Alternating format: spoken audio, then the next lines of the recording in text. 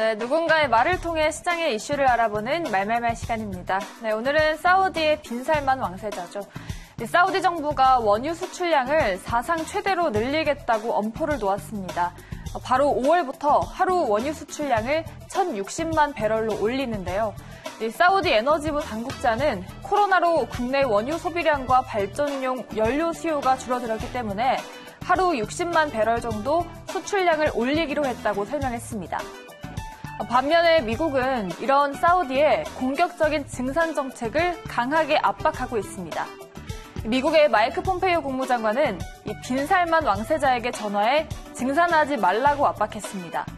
미국으로서는 국내 셰일오일의 생산 단가를 맞추려면 유가가 $50를 웃돌아야 하기 때문이죠.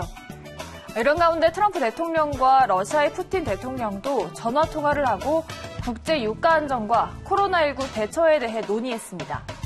이에 따라 미국과 러시아 에너지 장관 회의가 후속적으로 개최될 것으로 보이는데요. WTI는 지금 전거래일 대비 배럴당 6.6% 하락한 $20.09의 장을 마감했습니다. 이는 2002년 2월 이후 최저 수준이라고 하네요. 다음은 미국의 트럼프 대통령입니다. 5분이면 진단, 향후 한 달이 매우 중요하다. 트럼프 대통령은 이 코로나 검사를 받은 미국인의 숫자가 100만 명에 이른다며 앞으로 30일이 매우 중요하다라고 말했습니다.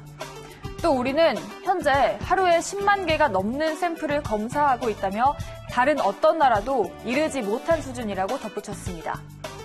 또 전날 트럼프 대통령은 이 사회적 거리 두기의 가이드라인을 다음 달 30일까지 한 달 연장했죠. 또 6월 1일까지는 미국 경제를 회복시키겠다라고 밝혔습니다.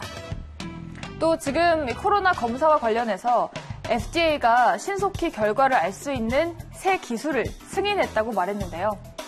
트럼프는 브리핑 도중에 미국 헬스케어 업체인 에보트가 만든 이 코로나19 5분 진단 키트를 상자에서 꺼내서 보여주기도 했습니다.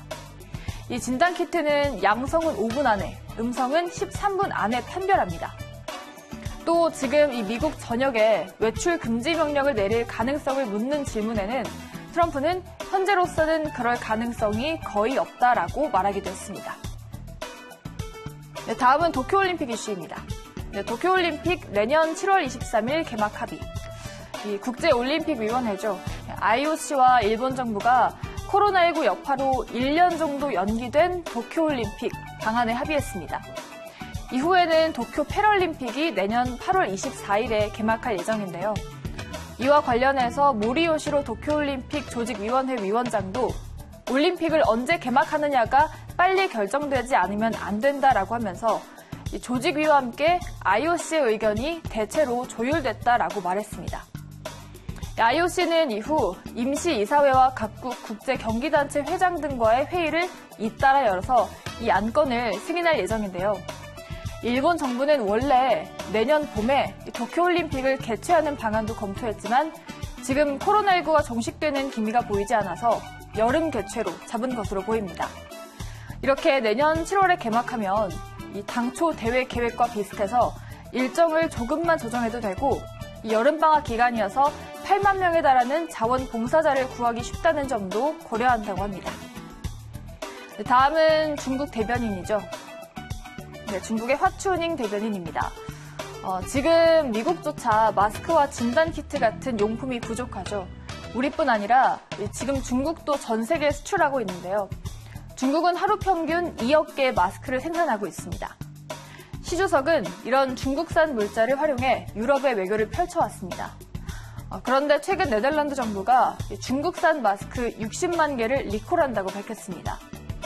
스페인 정부 역시 중국산 진단키트를 반품했는데요. 정확도가 크게 떨어졌다고 합니다. 그러나 체코와 터키 등도 비슷한 문제를 제기하자 이 대변인은 이 결함 가능성은 인정하면서도 외국의 정부와 언론은 이슈를 과장하거나 고의로 메이드 인 차이나라는 딱지로 여론을 자극해서는 안 된다라고 말했고 이 문제를 정치화하지 말라라고도 말했습니다. 또 중국은 주로 자체 생산한 의료 장비로 코로나를 잘 통제했다면서 중국산 제품은 의심할 바 없이 믿을만 하다라고 강조했습니다. 지금 코로나 사태 이후 중국이 마스크 생산 공장을 대폭 늘렸죠. 이렇게 수출이 제대로 이루어지지 않을 경우에는 중국이 위기에 직면할 수도 있다라는 전망도 나온다고 합니다. 네, 이렇게 오늘도 중국 코로나 관련한 이슈 4가지 모두 알아봤습니다. 지금까지 말말말 함께 하셨습니다.